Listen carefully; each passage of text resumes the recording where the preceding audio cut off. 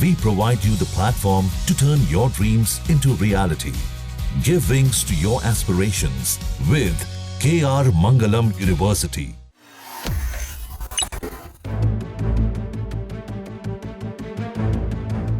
पड़ोसी देश पाकिस्तान की सरकार जितना दिमाग आतंकवादियों को बचाने और कश्मीर के मुद्दे पर भारत को घेरने में लगाती है, अगर उसका 10% भी विकास में लगा देती तो कम से कम वहां की आवाम को रोटी तो मिलती। एक बार फिर से पाकिस्तान ने कश्मीर के मुद्दे पर अपनी नापाक चाल चली है, जिसके मुताबिक कश्मीर को वो वैश्विक विवादों की लिस्ट में शामिल कराना चाहता है, जबकि भारत इसे द्विपक्षीय मुद्दा मानता है।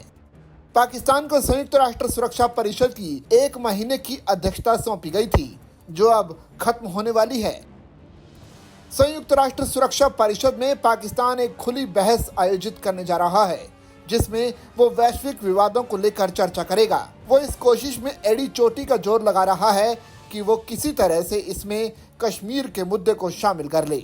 सुरक्षा परिषद की रिपोर्ट के मुताबिक पाकिस्तान का यह प्रस्ताव संयुक्त राष्ट्र चार्टर के अध्याय 6 के तहत होगा, जो विवादों को मध्यस्थता या अन्य शांतिपूर्ण तरीकों से सुलझाने पर जोर देता है। द टाइम्स ऑफ इंडिया की रिपोर्ट के मुताबिक पाकिस्तान इस बहस के बाद एक प्रस्ताव पेश करने की योजना बना रहा है, जिसमें सभी सदस्य देशों से अनुरोध किया जाएगा कि वो दुनिया में चल रहे संघर्षों को शांतिपूर्ण तरीके से सुलझाने के लिए संयुक्त राष्ट्र के तंत्रों का उपयोग करें। इस प्रस्ताव में जम्मू कश्मीर का स्पष्ट उल्लेख नहीं होगा, क्योंकि स्थायी सदस्यों में से किसी के वीटो का खतरा बना रहता है। यूएनएससी के प्रस्ताव को पास करने के लिए कम से कम 9 सदस्यों का समर्थन होना आवश्यक होता है और किसी भी स्थायी सदस्य का वीटो नहीं होना चाहिए। पाकिस्तान के उप प्रधानमंत्री और विदेश मंत्री इशाक डार 22 जुलाई को न्यूयॉर्क जाएंगे और बहस की अध्यक्षता करेंगी। इस दौरान संयुक्त राष्ट्र के महासचिव एंटोनियो गुटेरेस भी इस बैठक को संबोधित करने वाले हैं। संयुक्त राष्ट्र में भारत के पूर्व राजदूत सैयद अकबरुद्दीन का कहना है कि यह प्रस्ताव सामान्य सिद्धांतों पर आधारित होगा, ताकि किसी भी सदस्य देश की आपत्ति से बचा जा सके।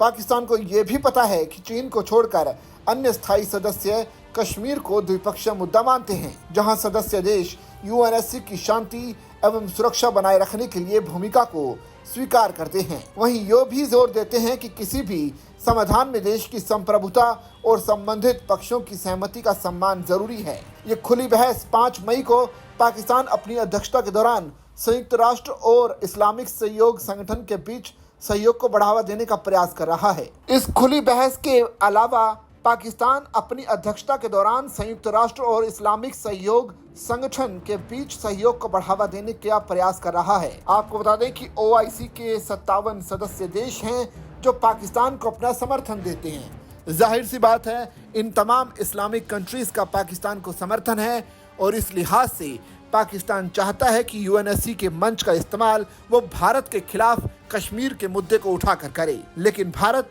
अपने कुछ स्थायी सदस्य देशों के साथ मिलकर तैयार है पाकिस्तान की रणनीति का जवाब देने के लिए। अगर आपने अब तक चैनल को सब्सक्राइब नहीं किया तो सबसे पहले चैनल को सब्सक्राइब कर लीजिए। साथ ही अपने मोबाइल फोन पर तेज तरार, फटाफट और सटीक खबरें पाने के लिए दैनिक जागरण का मोबाइल ऐप अभी डाउनलोड कीजिए, ताकि आपको आपके फोन पर मिलती रहे फास्ट और सटीक खबरें।